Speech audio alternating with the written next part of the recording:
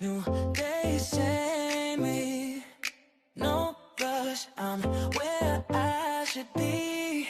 Turn the noise down, see me shining. Low-key thriving, low-key thriving.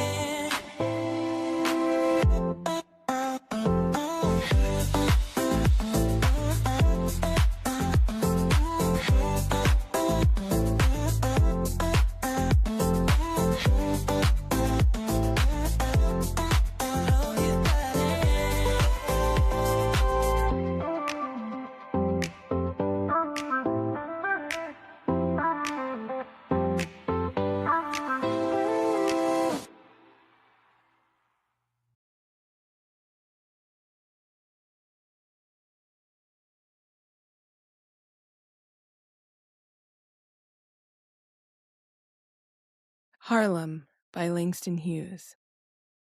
What happens to a dream deferred? Does it dry up like a raisin in the sun, or fester like a sore and then run? Does it stink like rotten meat, or crust and sugar over like a syrupy sweet? Maybe it just sags like a heavy load, or does it explode? Ladies and gentlemen, that's not me spitting bars. Langston Hughes, okay? And I feel super drawn to that for this topic because I don't know why.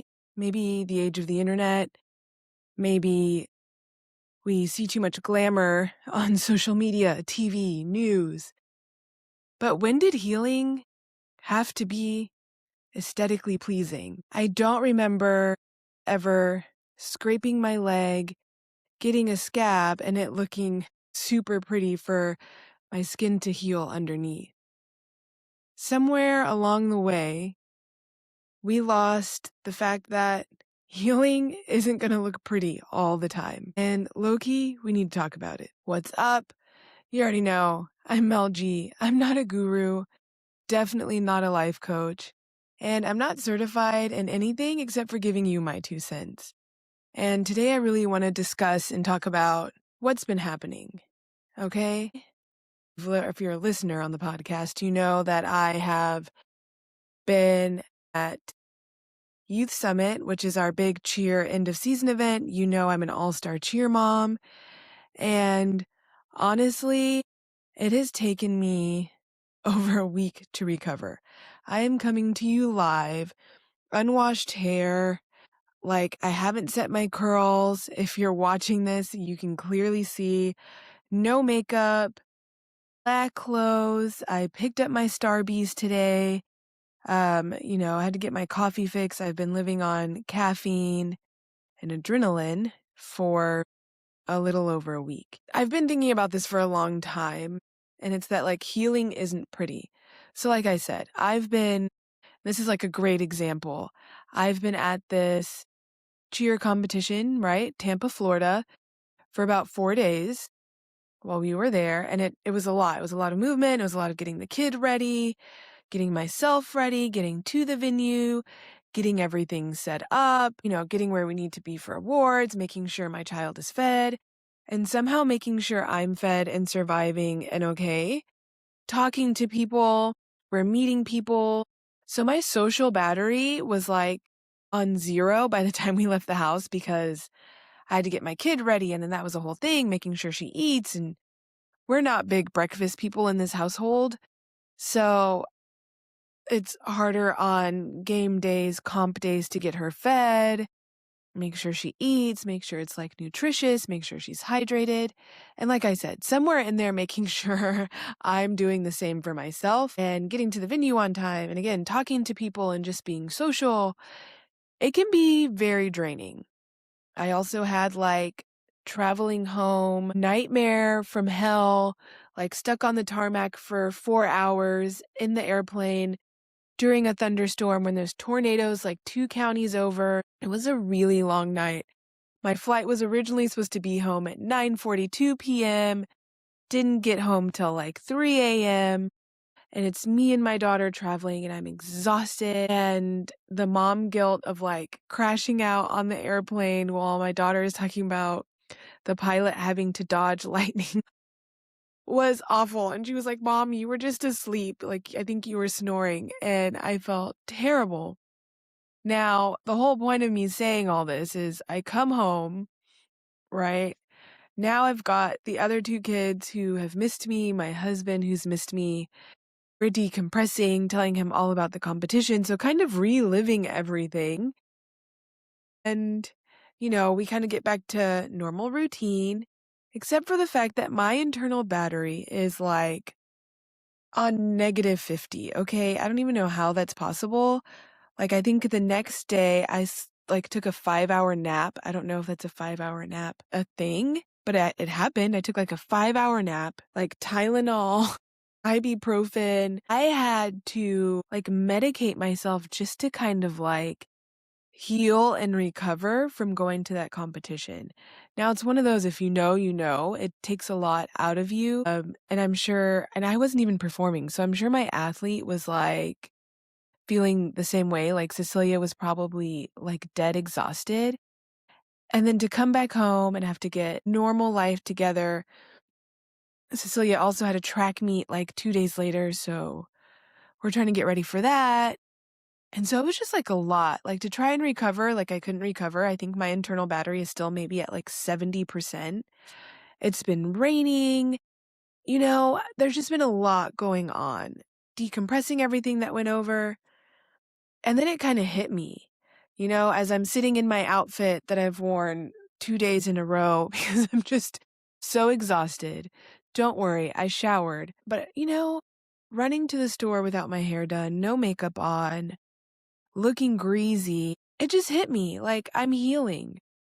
I am healing from a competition that took everything out of me emotionally, what felt like spiritually, because I don't think Jesus has heard me talk to him so much in 4 days. Took everything spiritually out of me, physically out of me, because we're doing all this walking and moving. And I realized like, it's not going to be pretty. Like, this is my version of healing, and it's not cute, and it looks slumpy and messy, and I'm kind of living like a sloth, one day at a time, minute by minute, lots of coffee, an energy drink sprinkled here and there.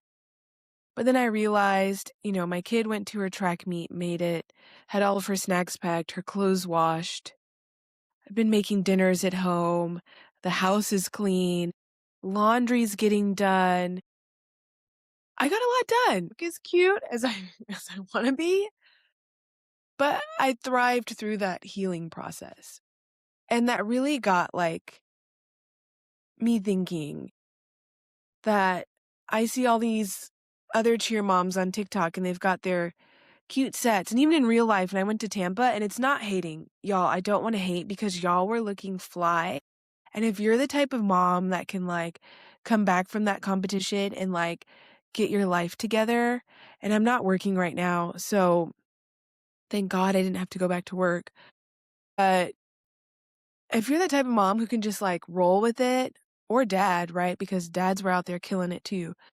If you're the type of parent that can go to this thing and have all that going on, and then you can come back to your normal life like no big deal, kudos to you. I need your secrets. But for me, healing from that competition was not cute. And again, I see your moms in your set, and I've been doom scrolling, and I'm looking, and I'm getting inspo and, feedback, because this was my first youth summit that I've gone to.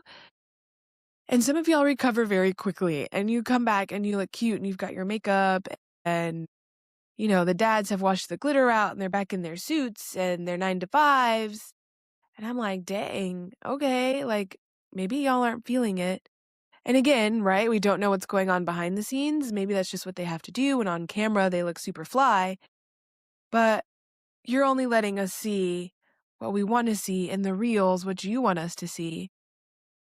And it really got me thinking, like, healing, everybody's healing journey is different. But why do we have to feel like you've got to do this glamorous sound bath in a tea garden when really the only bath I want is the one upstairs in my bedroom? Yes, drowning myself in the bathtub, and I don't say that in a unhealthy way.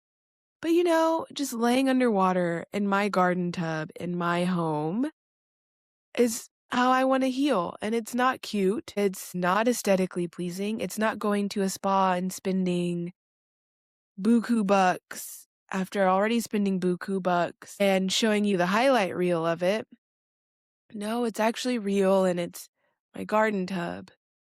And it's me healing the way I want it to heal. And like I said, I think with everything social media, people really have us feeling like we've got to either spend money or this is the way we have to heal by going to this glamorous spa, by doing these things.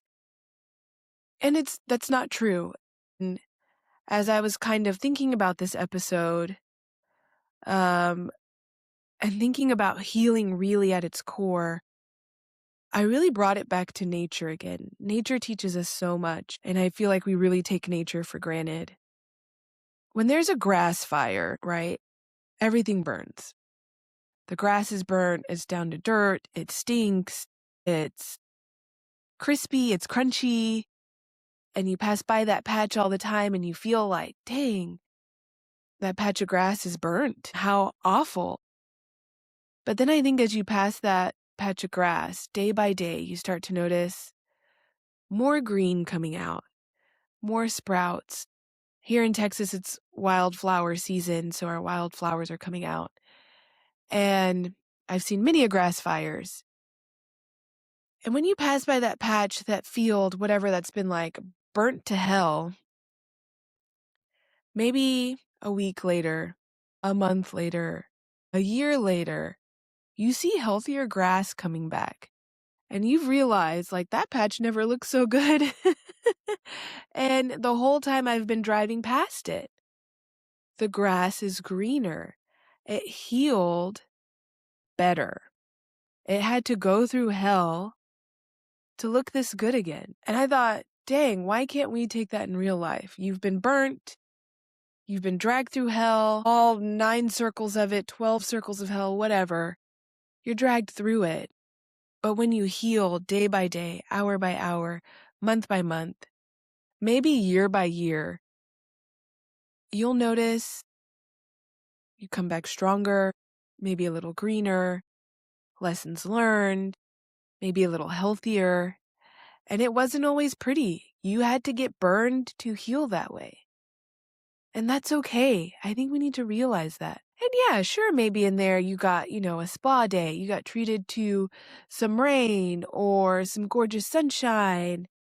Maybe the soil's healthier. I don't know the science behind it, like what happens after a grass fire. But something happens. Something happens to where the grass just doesn't die. It comes back on its own time. And a lot of times you don't see people like throwing more grass seed. It sprouts back up. The roots that were built, that were instilled, are still there. The top layer may not be pretty, but underneath all of that, they're still good.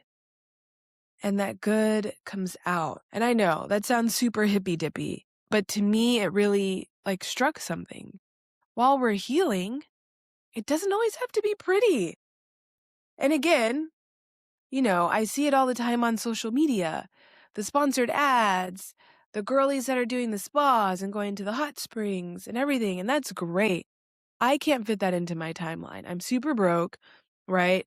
Youth Summit was expensive to travel out of state for us and get there, hotels, Airbnb, car rental, sharing, food, getting into the competition. There's a lot that goes into that. So I'm broke, physically, mentally exhausted, and it's not pretty. So when I come back, yeah, I'm tired. I've got bags under my eyes. I'm exhausted. And I kind of forgot where I was going. But you know what I mean. It takes a lot to look pretty, to look glamorous. And, it's not always spas and rainbows and sunshine when we get back. It's work. It takes work to heal, get back to normal, get back into a routine. And like I said, I'm proud of myself because I actually, got the kids ready, got them back, projects done, schoolwork caught up. getting back to the norm. We're just still not super cute, right? Same thing. Our bodies teach us so much too. You heard it in the poem, Harlem by Langston Hughes. It's, does a dream fester? Does it bubble over? Does it stink? Does it, or is it something sugary sweet, but it's still crusty? What happens when we heal? What happens when we defer a dream? It's not cute all the time. It takes work. And sometimes it does look sugary sweet. Other times it stinks like rotten meat. I didn't mean to rhyme there, but I did. So think about that. I really want us to concentrate, and I would love to see more real healing and what real healing looks like. And I do think that sound baths, healing frequencies, I do all of that. But a lot of times it's in my garden tub upstairs in my bathroom, and I put it on my speaker and I've got the healing frequencies and things like that because I really can't afford to go to these really great spas. And luckily I live in a city where there's like free events or, donation events where you can do sound baths, cool things like that, have a community to heal with. Anyways, I went on like a weird tangent, but what I want to mention too is when we scrape ourselves, fall down, have a wound, that wound is gross and it's ugly.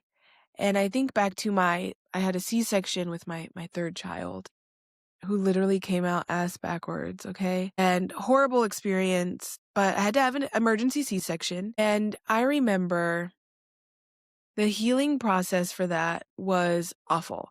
That's something nobody tells you about. I've seen those moms on like Instagram, TikTok, because I always did it with all my pregnancies. Like, oh, what if I have to have this C-section? Like, what does that look like? And I saw a lot of videos of like women that were like up, moving around. I just had a C-section and I feel great. And they've got their cute little robes on and everything's hunky-dory. So I have a high pain tolerance. I'm thinking, if this ever happens to me, I can totally go through it. I've had surgeries before. No big deal, right? Ha, absolutely not. I remember going into surgery, they keep you awake the whole time. You can feel the tugging and pulling, and then out comes, this gorgeous human being. There's life. It's supposed to be this happy moment, but now I'm getting sewn up. I'm in pain, which, great anesthesiologist. I didn't feel too much, but you still feel things. And afterwards, all I want to do is just hold my baby, and I couldn't do that. I was super sick from all the medications that were given to me. So I couldn't hold anything down. When all I wanted to do was hold my baby, I've got nurses yelling in my ear that I need to feed her, I need to nurse her, I'm not nursing her enough. She hasn't peed or pooped enough. So while my body is trying to heal from all the trauma that just went on, I've now got these nurses and my husband and this baby, and I just want to heal. I just want time to heal. And you don't really have time for that in the hospital because there's so much going on. They're checking the baby, all the things. And then when you get home, you've got this scar. I still had like some padding, like the coverings, like the wound covering kind of there. And you don't see your doctor until 6 weeks out. So I do the thing, I take off the coverings, I do what they say, I try and shower. Well, let me tell you what, it was not cute. I'm looking down at this scar, and mind you, I've still got like the leftover pregnancy belly, and it's trying to heal. And like when you heal, when you have that scab or those wounds or those cuts, it gets really tight. And like the stitches are tight, but things are kind of cracking underneath because you're moving and you're trying not to move too much. But then you've got a nurse every 2 hours. Like you have to move. And, I'm in the position where luckily my husband was able to take the kids to school and do things like that because I can't drive. And it wasn't glamorous. I was not in a cute, rosy pink robe. Trouble getting out of bed. Thank God they had new technology, where the bassinet can go closer to the bed, but I've still got to pick the 6, 7 pound baby up.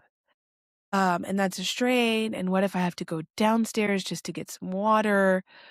Or, I had my weird setup in my bedroom, but I've still got to move around. I've still got to be able to function, all while trying to heal. And it was not pretty. There were a lot of tears. There was a lot of angry yelling at my husband, like, why can't you be off? Why don't we have a nanny? Like, what are we doing? And I know he was trying his best to support, do everything he could while he's working his 12-hour shifts, and do everything with the other kids while I can concentrate on healing and taking care of the baby. But I think what made me so angry is I've got this cut. It doesn't smell good. I've got to air it out. And then I've got a baby I've got to take care of every 2 hours. It wasn't cute. It wasn't what I saw. Nobody was like, this is what you're going to go through. This is the healing process. And yes, everybody is different. So it may have looked different for somebody else. But for me, it was like, oh my God, is this normal? Is this an infection? I'm going to the doctor, I'm calling them, and they're like, oh, okay, you know what? That's normal. But if you start seeing grosser things or oozing, and then you need to come in, go to my 6-week checkup. And she's like, no, girlfriend, this is your body healing from me cutting through 7 layers of your body. It's not going to be pretty. There's going to be tape. There's going to be weird smells. There's going to be weird feelings, even a year or 2 afterwards. And there totally was. There was numbness. There was a lot. It honestly probably took my body closer to a year, 2 years to really heal and really feel normal. And I thought, geez, Louise, this isn't anything I researched or anything I saw on social media or the parenting books of what if this happens to you. And so I thought, man, I don't know if those people were lying or they cut and edited these clips to where it looks super pretty. I was never that girl to wear makeup in the hospital or bring my own gowns because I'm ew, I'm a germaphobe and I'm just going to wear whatever the hospital has because I don't want to bring that stuff back and have to wash it. It's just weird, okay? I'm weird. Y'all already know that. But healing had to be done on my own terms, on my body's own terms. I could not control what was happening to my scar, which I also think contributed to so much feelings, so many emotions, so many angry at myself because I couldn't control the healing process. I just had to let my body do what it does. And looking back now, 5 years later, I'm like, dang, I went through all of that. And while at the time I was an emotional wreck, I was a physical wreck, I realized how strong I was, how amazing it was that I brought a child onto this earth, a human being from my body, and how amazing it is, right? That my doctor was able to cut through all these layers, get my child out, her be completely healthy, me be completely healthy, and what seemed like a disaster kind of turned into this beautiful thing.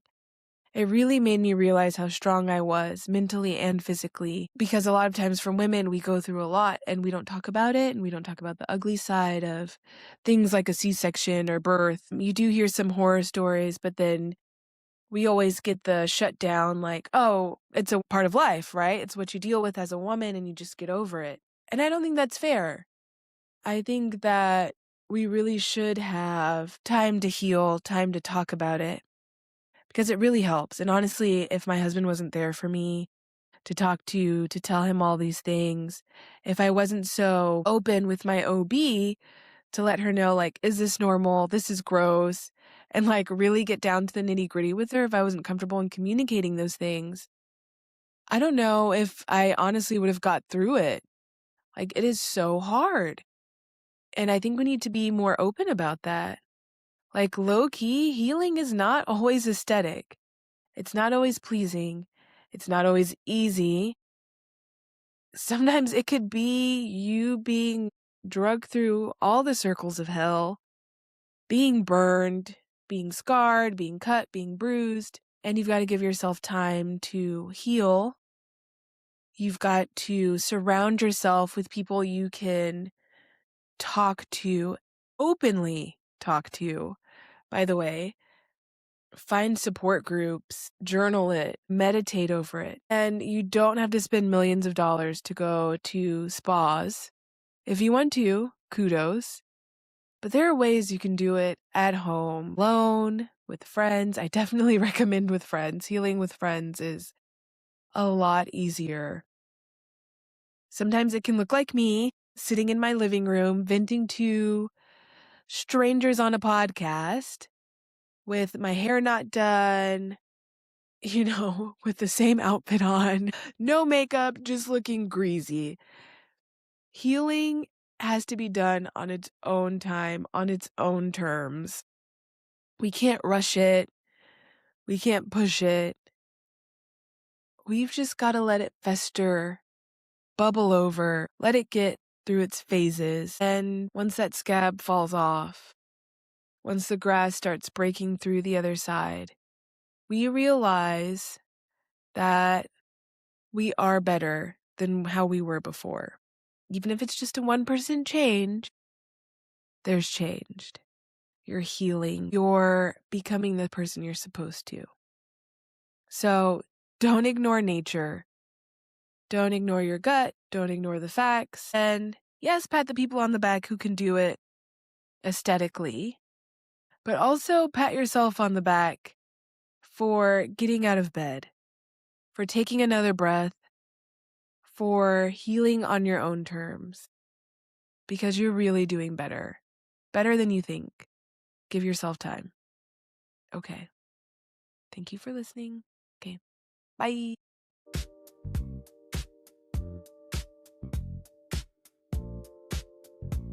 If this conversation met you where you are, stay with me.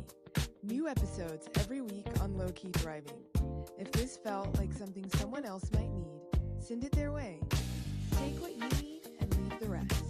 And remember,